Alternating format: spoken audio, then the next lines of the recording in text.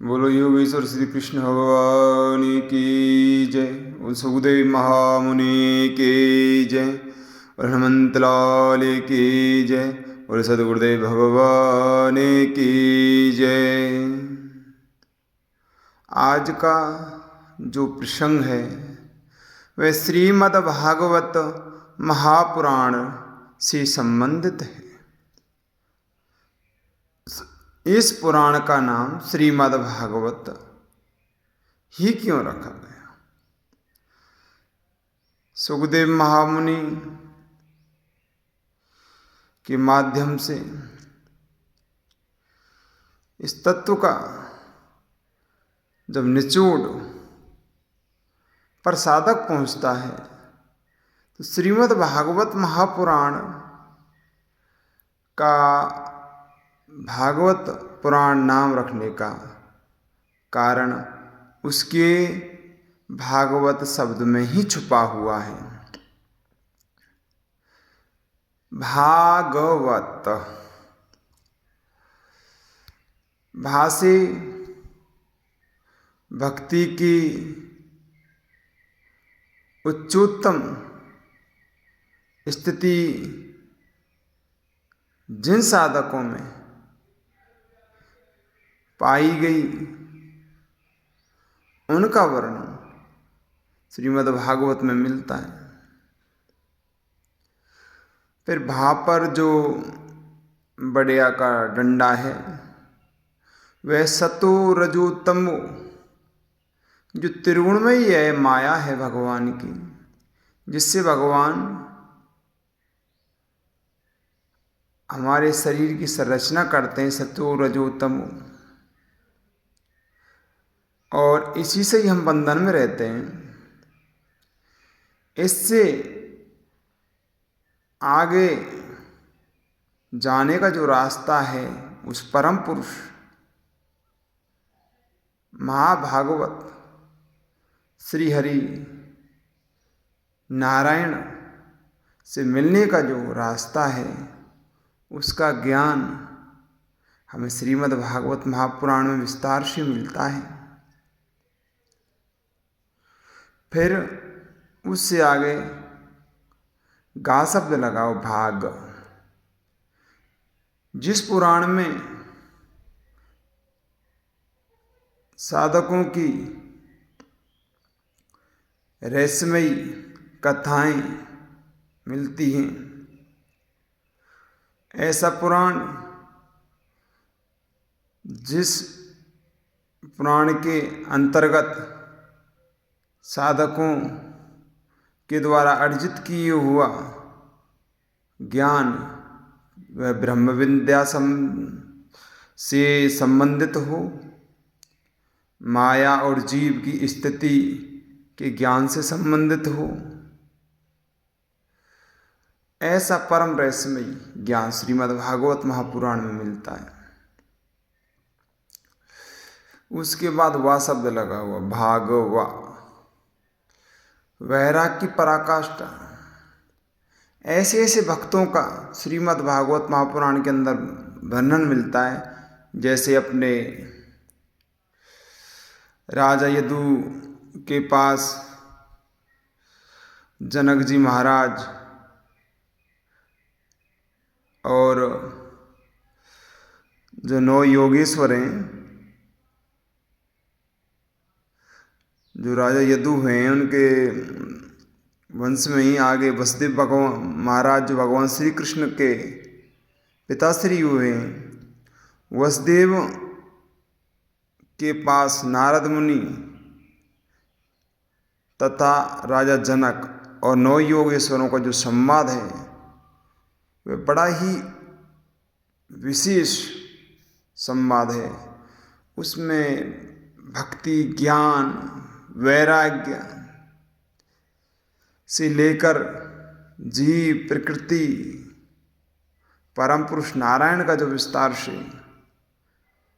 विवरण उन्होंने वसुदेव जी को सुनाया, वह परम रहस्यमय युक्त है।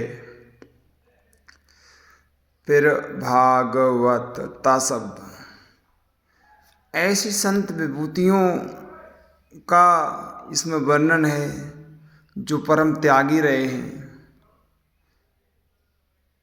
जड़ भरत, जिनको यही नहीं पता था परमहंसों की परमोत्कर्ष स्थिति, जिन साधकों को अपने शरीर की भी सुध बुध नहीं रही, उन साधकों का त्याग अपने जड़ भरत, सुखदेव महामुनि, 9 योगेश्वर, 12 भागवत का वर्णन, जिसमें भक्त प्रहलाद और ध्रुव जी महाराज सर्वश्रेष्ठ महाभागवत कहे गए, और भृगु जी महाराज सप्तऋषि मंडल का भी, सप्तऋषियों की भी भागवत में कथा मिलती है। वशिष्ठ महामुनि याज्ञवल्क्य का भी इसमें वर्णन मिलता है। और अपने जो भी परमहंस साधक हुए हैं उनका जो त्याग, तपस्या और भगवान के प्रति अत्यंत प्रेम का वर्णन श्रीमद् भागवत महापुराण में ही विस्तार से मिलता है। श्रीमद् भागवत महापुराण साक्षात श्री हरि नारायण का ही विस्तारित स्वरूप है। उन्हीं के अंग प्रत्यंग भगवान के स्वरूप का ज्ञान, निर्गुण सगुण की व्याख्या, निर्गुण ब्रह्म और सगुण ब्रह्म भेद, इसी पुराण से भगवान के रहस्यमयी जो गुप्त रहस्य हैं उनकी जानकारी प्राप्त होती है। साधक श्रीमद् भागवत महापुराण के माध्यम से योगेश्वर श्री कृष्ण भगवान की भक्ति तो प्राप्त करता ही है, उसके साथ साथ परमहंस संतों की जो कृपा और उनके यश का गान इसमें वर्णन हुआ है वह सर्वश्रेष्ठ है। जैसे कबीरदास जी महाराज कहते हैं, तीर्थ मिले फल एक है, संत मिले फल 4, सद्गुरु मिले अनंत फल, कहत कबीर विचार। तीर्थों की यात्रा समागम करने से एक फल प्राप्त होता है। संत जिसकी इच्छाओं का अंत होता है, हो गया हो, ऐसे संत के दर्शन से उसके 4 गुना फल प्राप्त होता है। और सद्गुरु जो पूर्णत महापुरुष होते हैं, जो पूर्णत महापुरुष होते हैं, जो भगवान में अपने को स्थित कर चुके हैं, अपने स्वरूप को, जो वासुदेव तत्व में लीन हो चुके हैं, सतो रजो तमो इस दुर्गुणमयी माया से उपरत होकर वे संत जन स्वयं को वासुदेव तत्व में स्थित कर चुके हैं। ऐसे ब्रह्मज्ञानी अगर सद्गुरु किसी को मिल जाएं तो वो तो अनंत फल है, उस फल का तो कोई हम गुणगान ही नहीं कर सकते। इसलिए श्रीमद् भागवत महापुराण में जिन संतों की, भक्तों की जो गाथा गाइयों, परमहंस श्रेष्ठ भक्त हुए, मर्यादा पुरुषोत्तम श्री रामचंद्र जी के पूर्वज महाराजा अम्बरीश का भी वर्णन श्रीमद् भागवत महापुराण में किया गया है। रघुवंश की सारी जितनी भी वंशावलियाँ रही हैं उनका छोटे रूप में इसमें विस्तार से वर्णन है। महाराजा अम्बरीश एकादशी के व्रत किया करते थे। दुर्वासा ऋषि परीक्षा के लिए आ गए, ऐसा कौन सा हो भक्त हो गया विष्णु भगवान का जो हमसे भी श्रेष्ठ है। अब दुर्वासा ऋषि के बारे में तो सारा संसार जानता है। 1 सेकंड में क्रोध का पारा सीधा चरण से और सर पर चढ़ता था। 1 सेकंड देर लगती ही नहीं थी। महाराज अम्बरीश को श्राप देने के माध्यम से दुर्वासा ऋषि और संतों की कुछ मंडली के साथ अवध में आए। महाराज अम्बरीश से कहा हम भोजन करेंगे। महाराज अम्बरीश ने बोला प्रभु आप बिल्कुल भोजन करिए, प्रसादी तैयार करवाते हैं। दुर्वासा ऋषि बोलते हैं ऐसा है राजन, हम पहले गंगा स्नान करके आते हैं, पहले हम स्नान करके आते हैं फिर आपके पास आते हैं। महाराजा अम्बरीश ने कहा हे महात्मन आप स्नान करके आइए और मैं आपकी भोजन प्रसादी बनवाता हूँ, पर मेरा एक नियम है परायण के समय आप आ जाना और उस समय से आप देरी ना करना, नहीं तो मेरे व्रत का फल मुझे प्राप्त नहीं होगा। उसमें मुझे भगवान क्या चरणामृत लेके थोड़ा अन्न ग्रहण करना पड़ता है। नहीं इस व्रत का आप तो जानते हुए महात्मा अपराध लग जाता है। साधु कहते हैं ठीक है हम सही समय से ही आएंगे। अब उन्होंने तो नाटक करना था, दुर्वासा ऋषि को चले गए, समय लगा दिया जानबूझ के ज़्यादा। इधर महाराजा अम्बरीश के व्रत परायण का समय हुआ। उन्होंने देखा भगवान नारायण इसमें तो और अपराध लग जाएगा। भगवान श्री हरि विष्णु का ध्यान किया। शांताकारं भुजंग शयनं पद्मनाभं सुरेशं विश्वाधारं गगनसदृशं मेघवर्णं शुभांगं लक्ष्मीकान्तं कमलनयनं योगिर्विद्यानगम्यं वन्दे विष्णुं भवभयहरणं सर्वलोकैकनाथम्।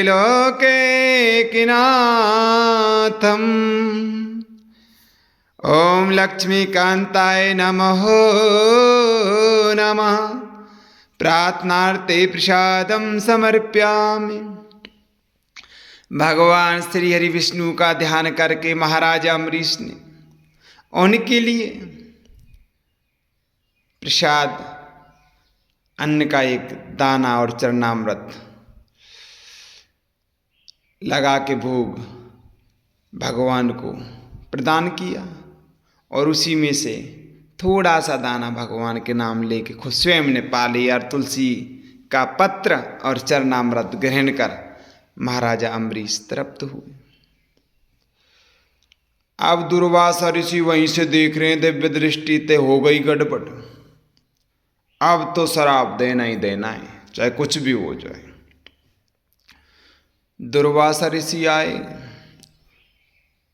पारा तो चरण से और मस्तक पर क्रोध का चढ़ ही चुका था और कहने लगे हे राजन तुम बड़े धूर्त हो, तुमने मेरी मर्यादा भंग की है। मुझसे देवतागण भी डरते हैं, अच्छे अच्छे राजा डरते हैं और ऋषि मुनि भी मुझसे डरते हैं। देवलोक की अप्सराएं मेरे नाम से थर्राती हैं।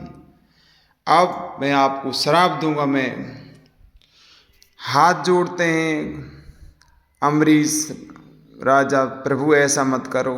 आप महात्मा हो, संत तो सरोवर के समान होते हैं। जैसे समुद्र में सारी नदियाँ आकर समाहित हो जाती हैं, उनका यही नहीं पता किस नदी का कैसा स्वरूप था। वो एक समत्व में उस समुद्र में एक ही हो जाती हैं। उसी प्रकार से विभिन्न प्रकार की वृत्तियाँ संत में समाहित हो जाती हैं। विभिन्न प्रकार के जो जने आपको मिलते हैं। आप संत हो, विभूति हो, हे प्रभु हमारे अपराध को क्षमा करें। नहीं माने अब तो मैं तुझे मारूंगा, भी नष्ट कर दूंगा। तो अपने जटा से एक बाल उखाड़ा, दुर्वासा ऋषि ने, यक्षिणी प्रकट हो गई, बोलो इस दुष्ट का नाश कर दो आप। यक्षिणी महाराजा अम्बरीश की तरफ दौड़ी खाने के लिए। अम्बरीश महाराज ने तो उसी विष्णु भगवान नारायण का ही ध्यान किया। से शंख चक्रम से क्रीटि कुंडलम सपीत वस्त्रम सरसीरुचनम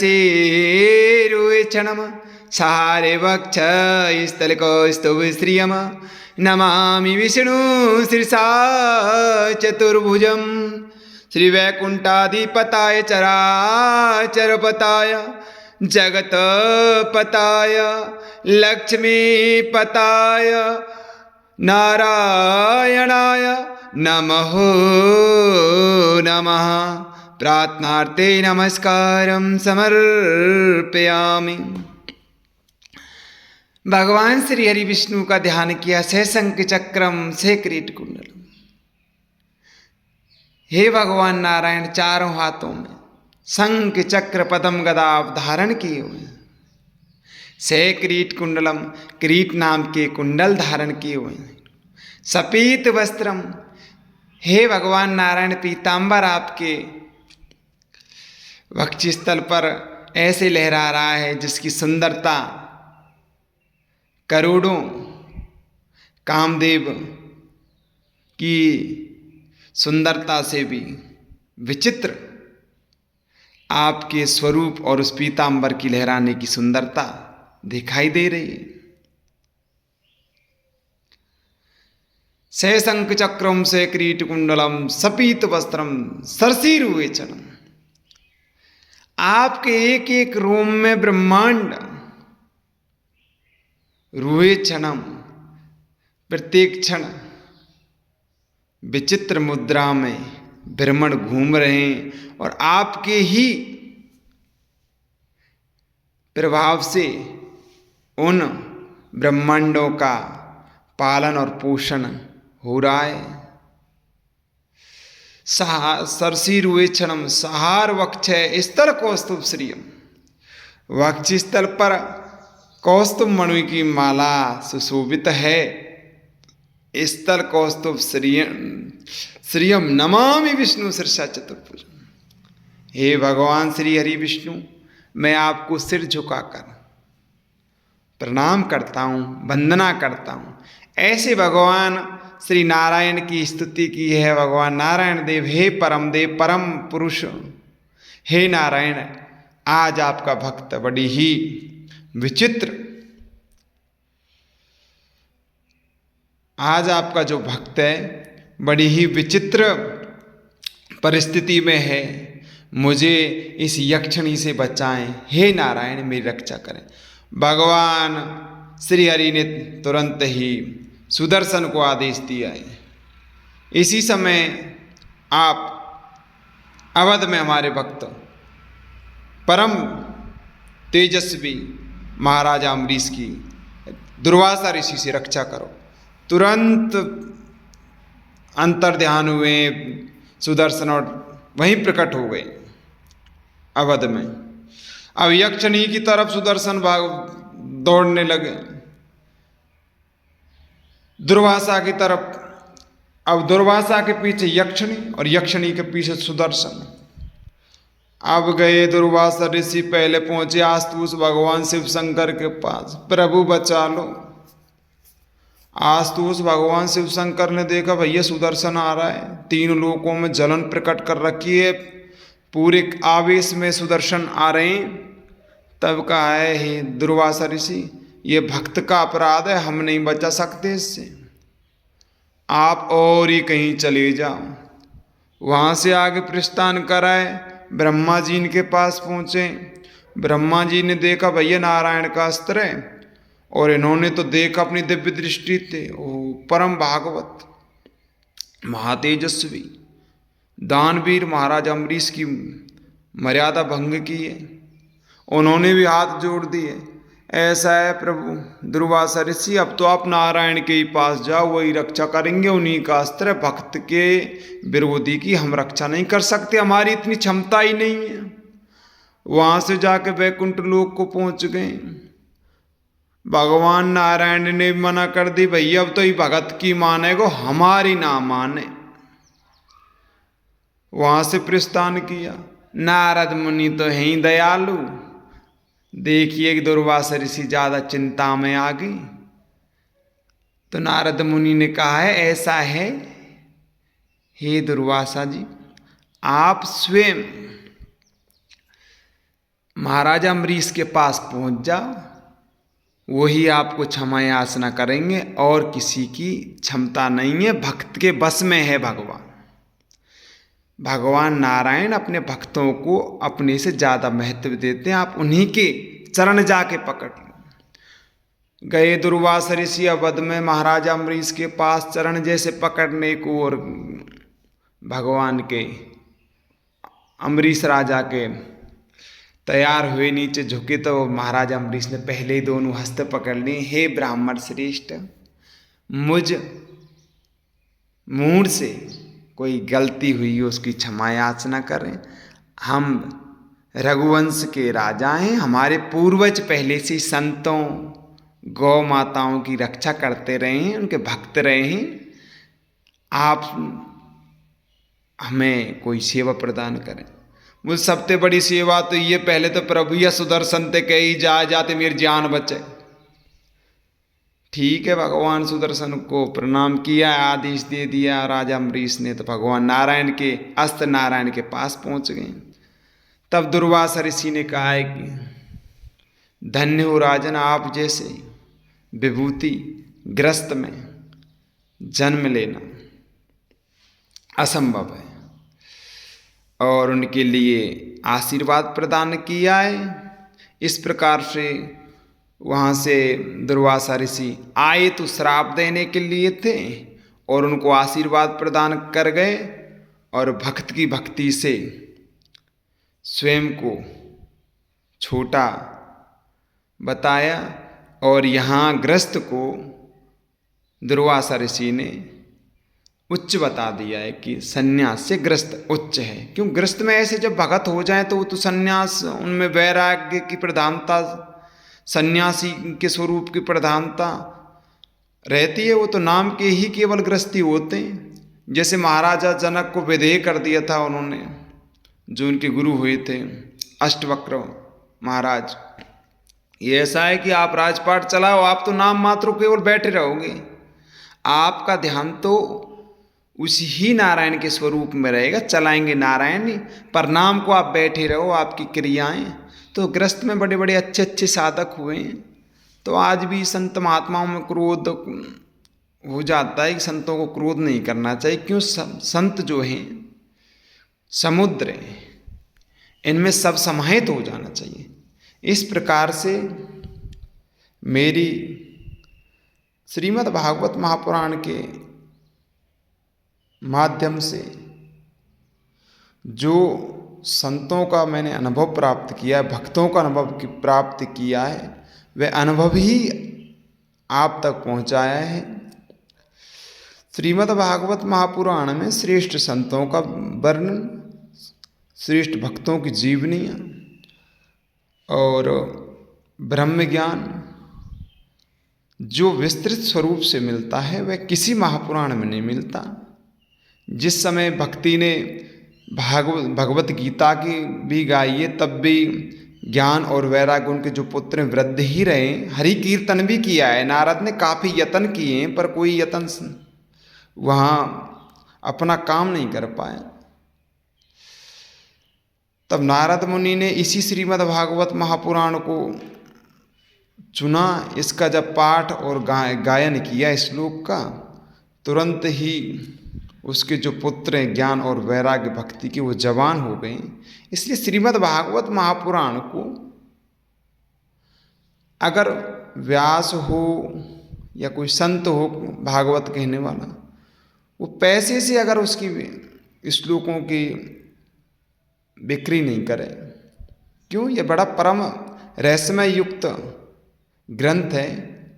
श्रीमद् भागवत महापुराण को देवता लोगों के द्वारा अमृत कलश का लोभ प्रदान किया गया सुखदेव महामुनि को।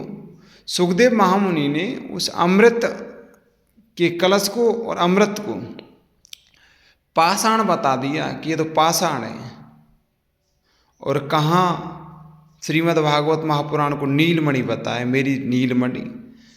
हे लोभी देवताओं, मैं आपके लिए इसको प्रदान नहीं करूँगा। क्यों? वे श्रेष्ठ परमहंस साधक थे। उन्होंने लोभ दिया कि ऐसा है, हे प्रभु, हे व्यासदेव नंदन, आप इस अमृत कलश से अमृत ग्रहण करके अमर हो जाओ, और हमको जो आपकी श्रीमद् भागवत महापुराण की जो अमृतमयी कथा को प्रदान करो और सुनाओ, जिससे हम भी कल्याण को प्राप्त हों। तब सुखदेव महामुनि ने एक ही बात कही है, कहाँ आपका अमृत का ये कलश पाषाण, और कहाँ मेरी श्रीमद् भागवत महापुराण साक्षात नारायण की वाणी नीलमणि। जन कितनी अमृत कुंभ प्रकट होते हैं भगवान के नाम मात्र से, शब्दों का गुणगान करने से ही, उनके स्वरूपों की व्याख्या करने से। और ये तो साक्षात संत विभूतियों और भगवान के अंग प्रत्यंग विग्रह स्वरूप का जो भागवत में जो वर्णन है, वह तो अमृतों का भी अमृत है, वो तो एक कल्प वृक्ष है। इसलिए ये श्रीमद् भागवत महापुराण रूपी कल्प वृक्ष का रसास्वादन करें। एक श्लोक का ही फल श्रीमद् भागवत महापुराण के कई अश्वमेध यज्ञों से भी, हजार अश्वमेध यज्ञों से भी ज़्यादा है। पर कब? जब हम उसे अपने सांस प्रश्वास की जो हमारी गति है, शब्द को भगवान के उसी पे हमको स्थिर करना पड़ेगा। चित्त में भगवान के श्लोक का बार बार ध्यान करते हुए उस श्लोक को जब जपेंगे, तो स्वरूपस्थ जो हमारे नारायण का वास्तव में प्रधानता होती है, वह हमको दिखने लगेगी। उस समय जो श्रेष्ठ संतों के द्वारा यह वाणी कही जाती है, उसके प्रभाव ही विचित्र होते हैं। इसलिए श्रीमद् भागवत महापुराण जो है, ये ग्रंथ सर्वश्रेष्ठ ग्रंथ है। सत्यलोक में ब्रह्मा जी के द्वारा जितने भी ग्रंथ हैं, इनको सबको एक साथ रख दिया गया था, और श्रीमद् भागवत महापुराण को एक पल उसमें रखा था ताखरी के तोल में। तो अकेला ही श्रीमद् भागवत महापुराण सभी ग्रंथों पुराणों से श्रेष्ठ रहा था। इसलिए इस भागवत महापुराण को एक पैसे से इसका तोल नहीं करें। अगर आपके पास इसकी विद्या है, उसका गुणगान करें। जो आपको यथोचित भाव से अपने आप मिल जाए, वही श्रेष्ठ है। इसके अमूल्य भगवान के स्वरूप को और नाम को पैसे से प्रदान नहीं करें। जिस तथ्य को देवताओं के लिए सुखदेव महामुनि ने प्रदान नहीं किया, ऐसे गुणमयी रहस्यों को आप इस धन के प्रलोभन से नहीं बेचें। यही मेरी आजकल कलिकाल का प्रभाव है। वर्तमान के जो व्यासन से प्रार्थना है, आज भी श्रेष्ठ साधक, श्रेष्ठ संत, श्रेष्ठ व्यास हैं, जो अपना इसका जो धन का जो स्वरूप है उसको जानते हैं। वे भागवत के स्वरूप के बारे में भी जानते हैं। श्रीमद् भागवत महापुराण को अपने ही सही ढंग से कहते हैं और उसको पैसे में नहीं तोलते हैं। वे व्यास, वे संत, वे भक्त बड़े श्रेष्ठ हैं, जो भागवत महापुराण की कथा को निस्वार्थ भावना से प्रदान करते हैं, और उन्हीं का नाम होता है, उन्हीं का इतिहास बनता है। यही भागवत महापुराण सभी को धर्म, अर्थ, काम और मोक्ष चारों की जो विस्तृत व्याख्या है भागवत में। पुत्रों के लिए भगवान ने पुंसवन व्रत और पयोव्रत व्रत, जिसके पुत्र नहीं हो, वर्णन है, उसकी विधि है, उसको करें। धन के भी लिए भागवत महापुराण, किसी को निर्धन हो, इनके एक एक श्लोक से प्रभाव मिलता है। किसी पर कोई संकट है तो शिव संकट मोचन स्तोत्र का भी इसमें पाठ है, नारायण कवच का पाठ है।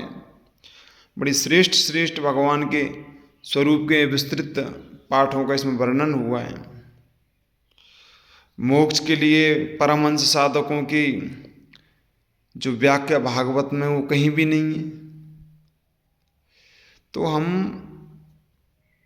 धर्म, अर्थ, काम, मोक्ष, जीव, प्रकृति, पुरुष, जो भगवान नारायण का रास्ता है उसका हमें ज्ञान कराते हुए श्रीमद् भागवत महापुराण में विस्तार से मिलता है। इस भागवत महापुराण के महत्व को समझें और सनातन धर्म के इस पावन पवित्र ग्रंथ का अध्ययन करें और उस अध्ययन के प्रभाव से जो इसके रहस्य और तथ्य आपके मस्तिष्क और विवेक में बैठेंगे, जब वे अपना पड़ाव लेंगे, उनसे जो आपको अनुभव हो उनको अपने हृदय में रति कर उतार कर फिर आप आगे